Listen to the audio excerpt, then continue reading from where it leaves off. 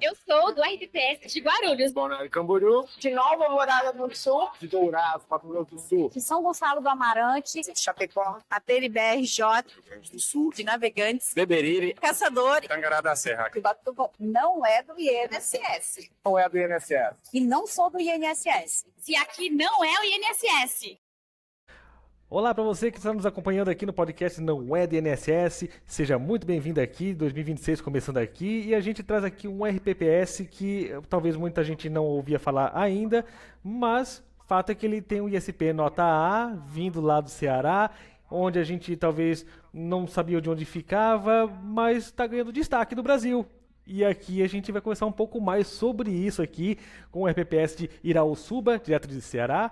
E a Mara que está aqui comigo hoje vai conseguir trazer um pouco mais para a gente aqui sobre o funcionamento desse RPPS. Vamos ver, vamos descobrir o tamanho dele aqui. E a Mara, tudo bom contigo? Tudo bem, Rafael. Obrigada pela oportunidade, de estar aí apresentando a nível nacional o nosso RPPS, um município que fica localizado no interior do Ceará, pequeno por sinal, com um pouco mais de 24 mil habitantes e gratidão pelo reconhecimento e pela participação nessa página, nesse podcast. A gente que agradece aqui, né, Yamara? Porque assim, a gente ouve muitos RPPS falando, né, da sua gestão e tudo mais, e é bom isso tudo, mas a gente acaba não ouvindo muito do sucesso dos RPPS que são pequenos mesmo, né? Como você falou, 24 mil habitantes quase, né? Qual que é a massa de segurados que vocês têm hoje? Hoje nós temos 827 segurados. Isso só entre ativos ou inativos também? Ativos e aí inativos nós temos 74 inativos e 19 pensionistas. Mais ou menos então uns 900 aí para vocês cuidarem, então, entre ativos e inativos. Mais ou menos isso, não chega a 1000. E há quanto tempo já existe o RPPS? O RPPS ele foi fundado em 2010, né? Então nós temos aí 15 anos de existência do RPPS. Pô, legal isso aí, Amara. Então quer dizer que vocês já estão tendo uma certa maturidade agora também, né? Como? Você pode repetir? Vocês já estão tendo uma certa maturidade agora, né? Depois de 15 anos já consegue ganhar um corpo já o RPPS. Sim, com certeza. Ele foi fundado em 2010, né? E aí é importante ressaltar que a responsabilidade do ente junto ao RPPS é algo de muita importância, né? Então, assim, o ente ele tem essa responsabilidade em todos os sentidos, inclusive no momento de escolher as pessoas que vão estar ali dirigindo o RPPS, né? Além das outras obrigações, né, que o ente ele vem cumprindo, ele tem esse cuidado também. E aí, de certa forma, todas as pessoas que já passaram pelo RPPS, essas pessoas já vêm realizando um trabalho com bastante responsabilidade, com bastante cautela, que a gente sabe que não é nada fácil você dirigir um Instituto de Previdência Própria em meio a tantas situações, né? A tantas coisas que vêm acontecendo aí a nível nacional, quando a gente faz uma avaliação em relação aos institutos de previdência própria do país. Então, os dirigentes que me antecederam, eles também realizaram um excelente trabalho junto ao nosso Instituto de Previdência, e a prova disso é a condição que nós nos encontramos, né, nos últimos anos, quando se trata de governança. Legal isso, né, Yamara? Você sabia assim, que pegou um RPPS que já foi muito bem montado desde o início, né? Você não tem nenhum fantasma para ficar cuidando, né, no meio da tua gestão, né? Há quanto tempo que você está aí trabalhando já no RPPS? Pronto, a minha contribuição aqui ainda é um tempo curto, né, eu acho, diante das experiências de outros colegas que eu já tive o prazer de dialogar. E aí eu assumi o RPPS em 2023. Inclusive, quando eu assumi o RPPS em 2023, nós já tínhamos progestão nível 1, né, algo que já deixa a casa, de certa forma, organizada. E aí, em junho de 2023, eu assumi o RPPS. E de lá para cá nós se apropriamos, né, da administração, e aí aliada à gestão do município, que é uma gestão que tem muita responsabilidade em todas as áreas do município, aliada à gestão administrativa do ente também, nós conseguimos aí realizar um trabalho que nos deixam nessa condição, né, de ISP notar, por exemplo. E, além disso, a gente conseguiu também ascender de nível quando se trata do progestão. Então, nós hoje somos progestão nível 2, né, desenvolvemos as ações para ascender de nível, somos nível 2 e aí, se Deus quiser, estaremos caminhando para o nível 3. Pô, legal assim, você vê que já tem essa perspectiva de você alcançar voos maiores, né, do que só um progestão nível 1, nível 2 ali com... a gente sabe que muita gente vai ficar com uma estrutura que fica só como nível 1 ou nível 2 ali, né? E vocês já querem olhar para o nível 3, quer dizer que vocês já querem ter uma governança mais qualificada ainda, né? Isso Sim, é ótimo. Com certeza. Quando eu assumi em 2023, minha antecessora Fernanda, que por sinal realizou um excelente trabalho aqui no Instituto também, ela me falou, né, da experiência com progestão, inclusive me falou de uma maneira muito positiva, no sentido de ter a casa organizada. E aí foi algo que despertou, né, em mim um interesse de desenvolver as ações para que a gente já ascendesse de nível logo para o nível 2. E aí, assim, a gente tomou a decisão de desenvolver as ações para que a gente pudesse subir de nível, né? Tendo em vista a importância que tem por várias experiências na rotina diária, né, que a gente passa, com notificações do Tribunal de Contas, prestação de contas, e diante dessas notificações a gente ter essa casa organizada quando se trata dos critérios estabelecidos pelo Progestão, já facilita bastante de respostas, né, junto a esses órgãos fiscalizadores. Legal. E Amara, uma curiosidade aqui, porque a gente sabe que muitos dos municípios que ficam próximos da capital tendem a ter uma boa gestão ou um bom relacionamento até com os órgãos de controle e tal. Irauçuba fica onde no mapa para o pessoal conseguir se situar melhor? Nós ficamos a 150 quilômetros de Fortaleza, da capital. Então já fica meio que, de certa forma, ainda próximo ali também à capital. Isso ajuda, né? Mais ou menos 2 horas de viagem, 2 horas e meia de viagem. Uhum. Não, aí a viagem também deve ser boa, né? Até chegar em Fortaleza, não deve ser ruim. Mas assim, bem, como é que eu posso dizer? Mas é caracterizado um município do interior mesmo, né? Bem do interior mesmo. Não, mas bacana, vocês têm uma gestão desse nível, assim, é muito bom a gente ver isso aqui dentro do podcast. Eu tava dando uma olhada no site de vocês, o relatório lá por julho, na verdade, ele tava dando uma rentabilidade ali de 110% da meta até então. E agora passou o ano de 2025, praticamente todo mundo bateu meta, difícil quem não bateu meta, né? Mas como é que vocês ficaram a carteira no final desse ano? Que até então vocês tinham mais ou menos 84 milhões em caixa, né? Sim, nós ainda não conseguimos finalizar o mês de dezembro, né? Porque a gente consegue finalizar lá pelo dia 15, 16, está fechando o mês, né? Quando se trata dessa questão da carteira. Mas, no entanto, de acordo com os dados que nós temos até novembro, a nossa meta estipulada, né, para este ano de 2025 foi 8,94, e aí a gente já está com rentabilidade, em novembro, estava com a rentabilidade de 12,62, né, nesse caso aí ultrapassando a meta em mais de 3 pontos. E o nosso PL, que é o patrimônio líquido, em 90 milhões 629 mil, então eu acredito que com certeza a gente conseguiu atingir a meta, né? Porque ao final de novembro a gente já se apresentava dessa forma. E o nosso patrimônio, acredito que a gente tenha conseguido ultrapassar os 91 milhões, porque de acordo com o levantamento que a gente vem fazendo, as nossas reuniões, as apresentações, os relatórios, né, de investimentos, é uma média de 1 milhão por mês, né?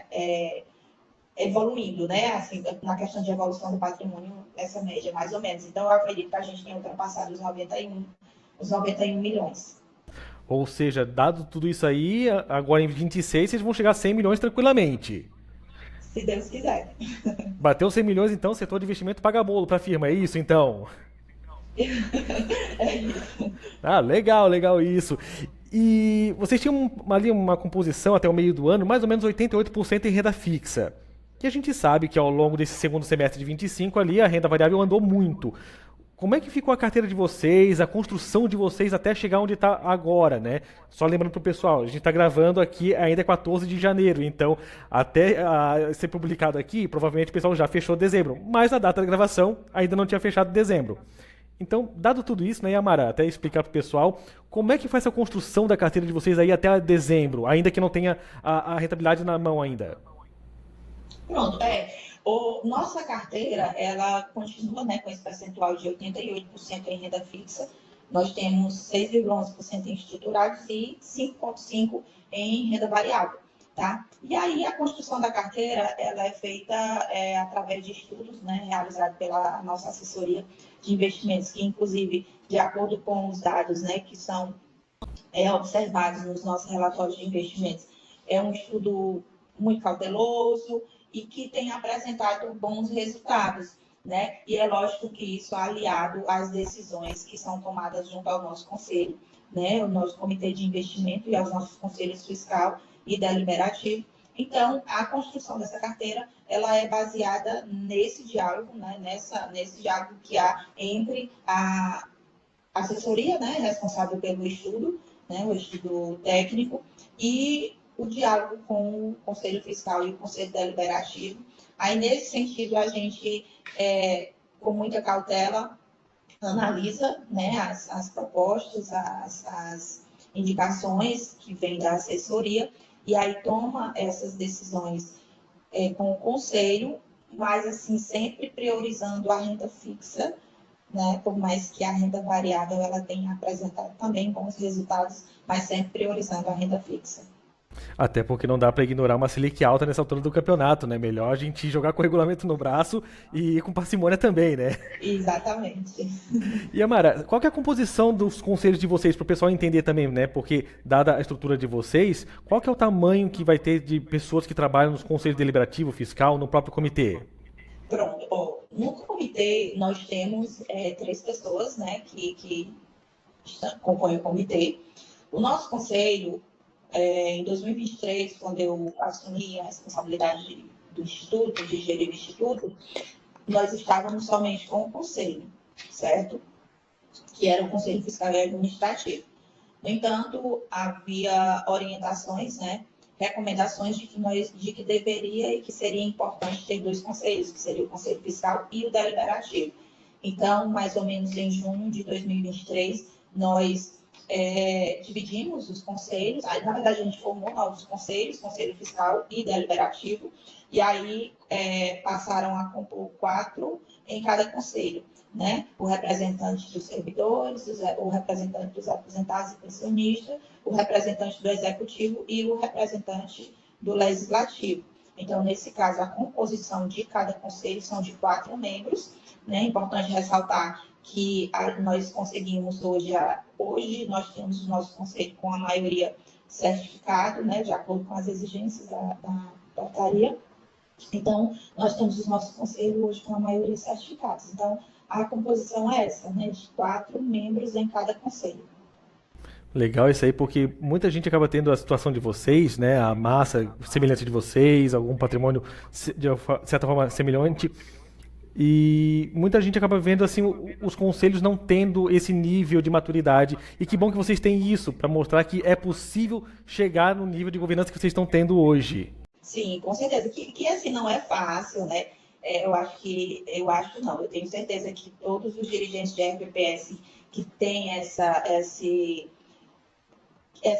necessidade de relacionamento junto aos conselhos entendem como algo que realmente não é fácil, principalmente quando não há incentivo, né, para esses conselheiros, né, não há um incentivo mesmo financeiro, tendo em vista a responsabilidade que eles têm diante do RPPS. Então, assim, o trabalho que é feito é mais por uma linha de conscientização mesmo da importância que tem, né, a participação efetiva deles, né, a participação ativa deles nas reuniões e na tomada de decisões, né, para que a gente possa realizar aí um trabalho com segurança junto ao patrimônio dos servidores, né? Então, assim, é mais um trabalho de conscientização mesmo, e graças a Deus eles têm abertura para isso, têm entendido a importância, né? E assim a gente tem conseguido trabalhar, mas entendendo que é uma grande responsabilidade e que a gente tem que saber como lidar, né? E principalmente diante dessa falta de incentivo,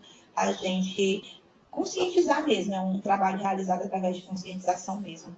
E aí eles têm esse nível de consciência elevada nesse sentido, né? Pô, que bom, parabéns para vocês já desde já pela atuação de vocês. Outra coisa que muita gente acaba se pegando é a questão de avaliação atuarial. Que normalmente vê o tamanho do déficit, aí aquela coisa que é meio que impagável, tentar falar com o prefeito ali, tratar esse assunto é sempre indigesto. E a última avaliação de vocês disse que a amortização que estava sendo feita já cobria o déficit, então vocês já estão em amortização. Sim. E aí parece que agora estava para entrar uma alíquota de quase 2%, com mais a patronal de 14%, algo que está bem tranquilo, vamos dizer assim, né, visto outros entes, porque 14% para o patronal, mais 2% ali, 16% quase no total, não chega a ser exatamente 16%, mas deixa uma situação um pouco mais tranquila ali para a relação dessa gestão entre o ente e o RPPS, né? Ou vocês ainda veem algum desafio nesse sentido ainda com o executivo? Pronto, essa alíquota que você se refere a de servidor?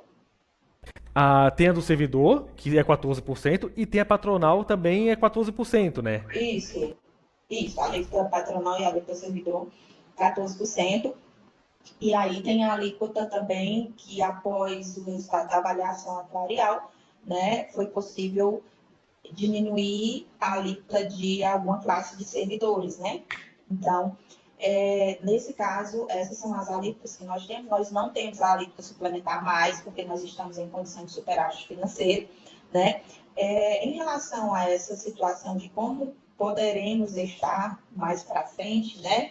Levando em consideração a situação que nós estamos hoje nós temos um superávit financeiro levando em consideração as medidas de equacionamento do déficit atuarial de mais de 40 milhões. Né? Então, de certa forma, é algo que nos proporciona segurança. Né? Nós fizemos o estudo da LM, né, que é um relatório bem detalhado em relação à condição do Instituto em todos os cenários. Né? Então, assim, pelo menos, de acordo com esse estudo e aguardando, lógico, né, a avaliação atuarial desse ano, a gente, por um bom tempo, aí ainda fica nessa condição de superávit financeiro, trabalhando com muita cautela, com muito cuidado, para que a gente não saia desse nível, né? Então, assim, hoje nós temos outros incentivos, por exemplo, medidas mesmo, né? Que foram adotadas justamente visando essa situação do déficit atuarial na época, né? Nós fizemos a reforma, né? Nós fizemos também, dentro da reforma, foram tomadas algumas medidas, como, por exemplo, o servidor que fica afastado, ele fica na folha da prefeitura até o seu processo ser homologado pelo Tribunal de Contas. Nesse sentido, não é uma despesa para o Instituto. Além disso, o IRRF de aposentados e pensionistas, ele não passa mais para a prefeitura, ele também vem para o Instituto, né? Então, é uma série de medidas aí que foram tomadas que vem sustentando, né? Sustentando essa condição que nós estamos hoje. E aí eu acredito, e na verdade a gente espera pela avaliação atuarial deste ano para a gente ver se a gente consegue se sentir seguro aí por mais algum tempo. Legal essa sua citação aí sobre ter outras receitas entrando aí também, né? Isso ajuda. E eu acho que um grande catalisador também acaba sendo o Comprev, né? Que é uma coisa que a gente pouco fala até. Com certeza. Em 2024, nós tivemos mais de 1 milhão, né, de receitas do Comprev. E em 2025, nós tivemos quase 600 mil de receita do Comprev. Então, realmente, o Comprev é uma receita importantíssima também, que vem agregar aí ao nosso patrimônio. E que tomara que venha agregar ainda mais para todos nós da RPPS, né? Que a gente também quer isso. Com certeza. E Amara, trazendo um pouco mais para a parte de educação previdenciária, né? Eu vi ali no site que tinha algumas ações que vocês fazem ali. É o Feliz Nova Vida, que é para novos aposentados, o Educaprev, que é para fomento dessa cultura previdenciária com os segurados ativos ali, né? Como é que é feito esse trabalho atualmente com o pessoal, né? Até para o pessoal entender qual que é o tamanho do RPPS em termos de servidores que estão trabalhando aí para poder fazer todas essas ações. Pronto. Em relação ao Feliz Vida Nova, esse projeto ele tem como principal objetivo fazer um acolhimento, né? Um acolhimento a esses servidores que passaram a ser inativos. Né? A gente sabe que o servidor ele passa a vida inteira sonhando com a aposentadoria. né? No entanto, quando essa realidade chega, é como se é uma mudança de realidade, né? E pelas experiências, pelo contato que a gente tem com alguns servidores, não é assim tão perfeito. Por quê? Porque você passa a vida inteira em atividade, né? Quando você se torna inativo, então, assim, fazer o quê agora? Né? Ficar em casa, né? E só descansando para quem passou a vida inteira trabalhando, né? Então, muitas pessoas não recepcionam isso também quando se trata principalmente emocionalmente, né? Porque você fica inativo, você fica sem o contato, sem a socialização, de certa forma. Então, essa pessoa, ela precisa ser orientada, né, a buscar outras atividades, buscar outros meios, outros processos de socialização que lhe possibilite se sentir, como é que eu posso dizer? Se sentir, agora me fugiu a palavra, mas assim, estar dentro de um processo de socialização que você se sinta importante. Como você era quando estava em atividade. É lógico que ela não deixa de ser, mas ela precisa se sentir dessa forma. Então, a gente faz esse contato, né? A gente mantém esse diálogo, a gente faz esse acolhimento, falando dessa nova realidade, né? Num sentido mesmo de orientação, né? A gente, através de algum profissional, alguma coisa, para que possa estar acolhendo essa pessoa e dando orientações, né? Indicações de novas atividades que possam ser feitas para que essa pessoa permaneça ali, ativamente, como um cidadão, né? Que não deixa de ser cidadão porque é inativo de forma nenhuma, mas ela precisa continuar se sentindo importante como quando estava em atividade. Então, o objetivo é esse. Em relação ao EducaPrev, é um momento, né, que nós nos reunimos através de comunidades, né? A gente reúne comunidades através de associações, e aí, nesse sentido, a gente realiza palestras, né? A gente orienta em relação aos direitos, né, previdenciários. Inclusive, a gente tem um momento no ano que, além da prestação de contas, dentro desse projeto, a gente reúne todos os servidores e aí realiza uma palestra de interesse que a gente considera importante, né? Além da prestação de contas, a gente realiza esse diálogo. Inclusive, a última que a gente realizou, nós trouxemos o jurídico do Instituto e aí a gente trouxe um debate a respeito da reforma, que a gente sabe que é algo bem, né, que causa bastante polêmica, e aí a gente trouxe um debate, né, a respeito da reforma, tirando dúvidas, porque a gente, né, vê, né, percebe a necessidade de esclarecimento, esse diálogo, né, do servidor com o Instituto de Previdência Própria, para que eles abram a mente em relação a essa necessidade, né, de esclarecimento mesmo sobre os seus direitos. Porque muitos deixam para vir, eu completei determinada idade e teve de contribuição, vou lá. E vem um dia antes de preencher o requisito. Aí o que acontece? Quando chega aqui, tem uma série de coisas que precisam ser observadas, né? Tem uma CTC que nós precisamos solicitar junto ao INSS, que não depende da gente, né? Que ele precisa solicitar. Então, uma série de orientações que precisam ser feitas. Então, nesse sentido, a gente tenta manter esse diálogo para que a comunicação ela seja mais eficaz. Até porque quando acontece uma situação dessa daí, ele não quer saber se o problema é do INSS, se não é. A culpa é sua do RPPS. Exatamente. A culpa sempre é do RPPS, independente de qualquer coisa. Tanto que a gente, assim, não é bem como é que se diz. Existe um negócio assim, que trabalha na RPPS, vixe. Né? É bem isso. As pessoas têm essa visão. Exatamente. Não, é realmente isso aí. Isso acontece com todo mundo. Independente do tamanho da RPPS, todo mundo sofre com isso. Exatamente. E vocês têm expectativa de ter alguma outra ação, né, seja na parte com os pós-aposentados, vamos dizer assim, seja com o pessoal que está na ativa também? Pronto.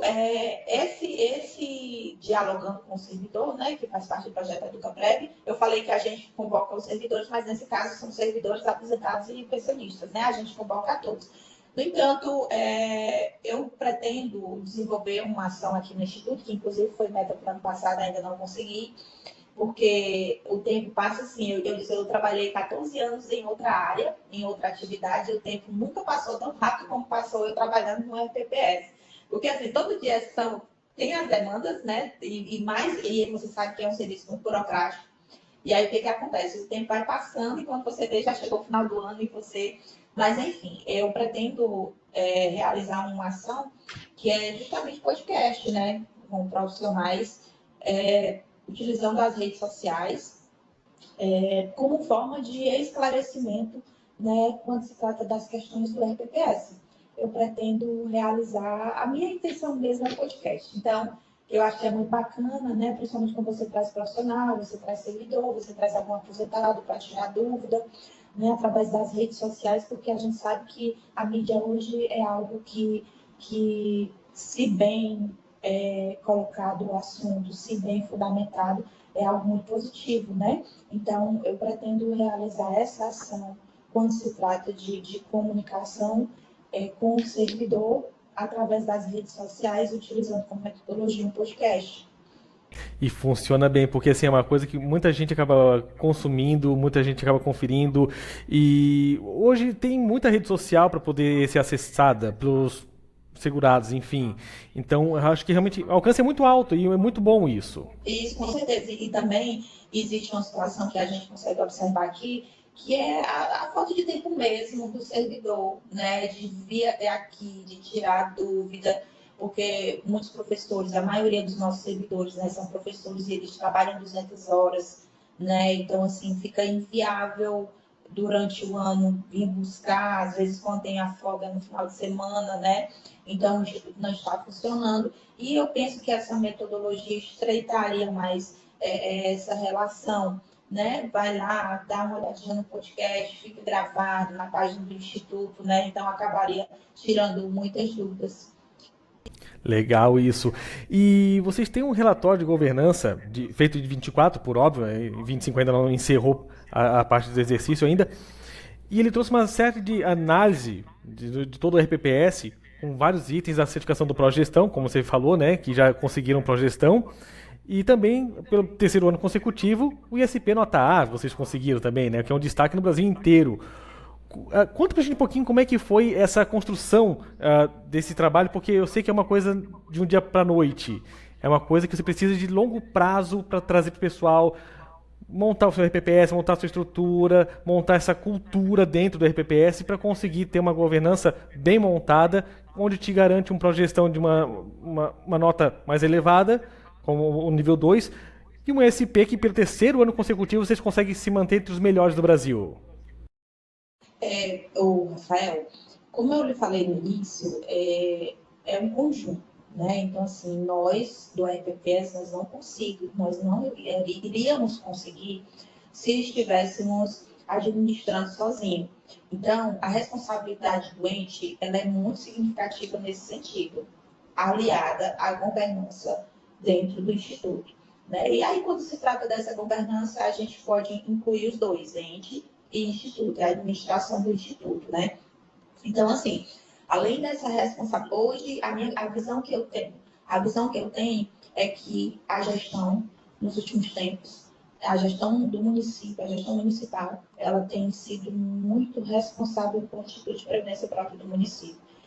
Muito mesmo, a ponto de não fazer um repasse atrasado, por exemplo, de forma nenhuma. Até dia 20, os repasses são feitos. Então, hoje, em relação ao nosso patrimônio líquido, nós não utilizamos o que está investido para pagar nossa folha. Pelo contrário, nós temos o repasse patronal, o repasse servidor, e tínhamos a alíquota suplementar também que era repassada, e todos os meses repassados, sem atraso, e desse valor que é repassado, nós pagamos a nossa folha, nós pagamos a despesa administrativa e ainda sobra recurso para que a gente possa investir, né? Então, assim, a responsabilidade do ente, ela acaba contando muito, principalmente quando se trata dessa questão de governança, que é um critério para o progestão, né?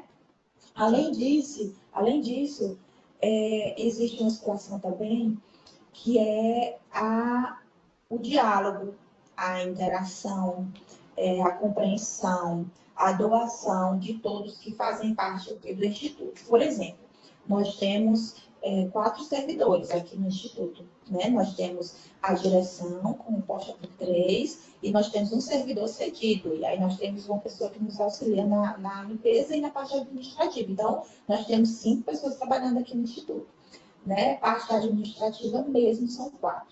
Nesse sentido, quando eu faço um comparativo, por exemplo, com outros RPPS, a quantidade de pessoas que trabalham em outros RPPS, assim, não chega nem aos pés da nossa.